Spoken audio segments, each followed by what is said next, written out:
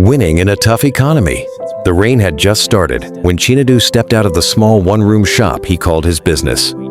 It wasn't much, just a wooden counter, a few shelves, and a flickering bulb. But to him, it was everything. It was hope. It was survival. And lately, it had become a daily battle. The economy had taken a hard turn. Prices were rising, customers were buying less, and every day felt like a test of endurance. Some shops around him had already shut their doors. Others stayed open, but barely. You could see it in the faces of the owners, tired, uncertain, holding on by a thread. Chinadu felt it too. That morning, he had opened his shop with only 3 customers walking in before noon. 3. And each one had asked for cheaper alternatives, smaller quantities, or credit. By evening, his sales barely covered transport costs.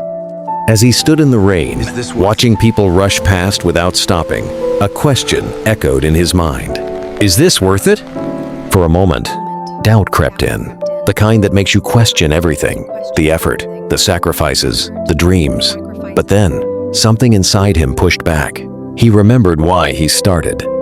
Years ago, Chinadu had nothing but determination and a small loan from a friend. He built his shop from scratch, learning every lesson the hard way. Back then, things weren't easy either, but he didn't quit. So why now? That night, instead of going home early, he stayed back in the shop.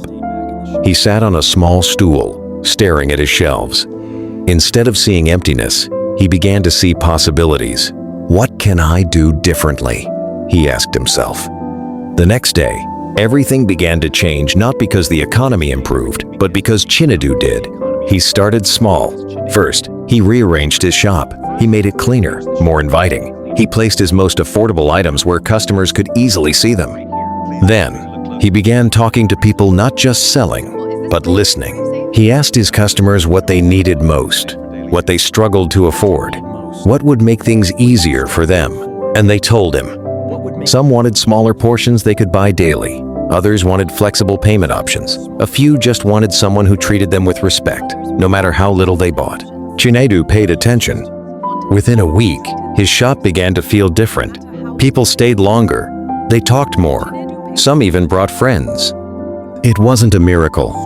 One afternoon, a regular customer mentioned how stressful it was to go from shop to shop looking for affordable essentials.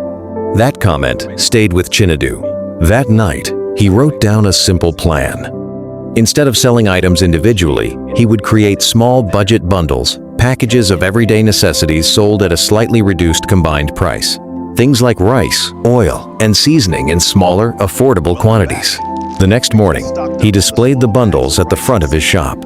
At first, people were curious. By afternoon, they were buying. The bundles made life easier for customers. They didn't have to think too hard or spend too much at once.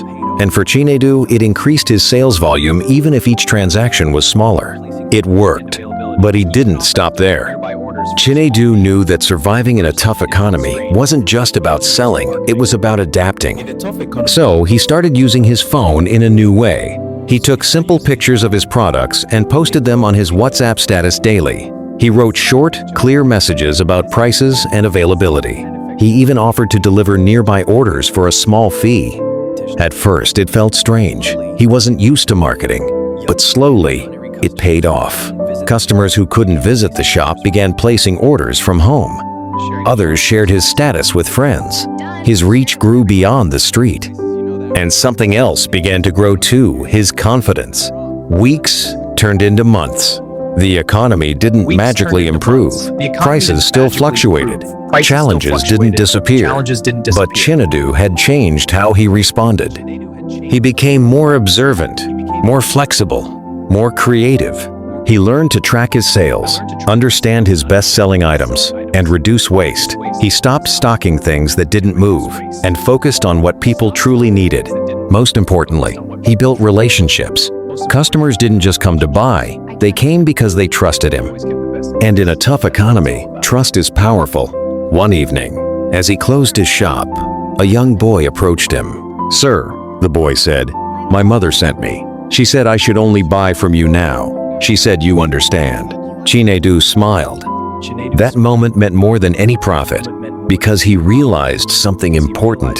Winning in a tough economy isn't about having the biggest shop, the most money, or the perfect conditions. It's about resilience. It's about seeing opportunities where others see obstacles. It's about listening, adapting, and refusing to give up even when things feel uncertain. Chinadu wasn't the richest man on the street. Not yet. But he was still standing, still growing, still winning. And as the rain fell again that night, Q, just like it had weeks before, he stepped out of his shop, but this time with a different feeling. Not doubt, but determination. Because now he knew. A tough economy doesn't decide your outcome. Your mindset does.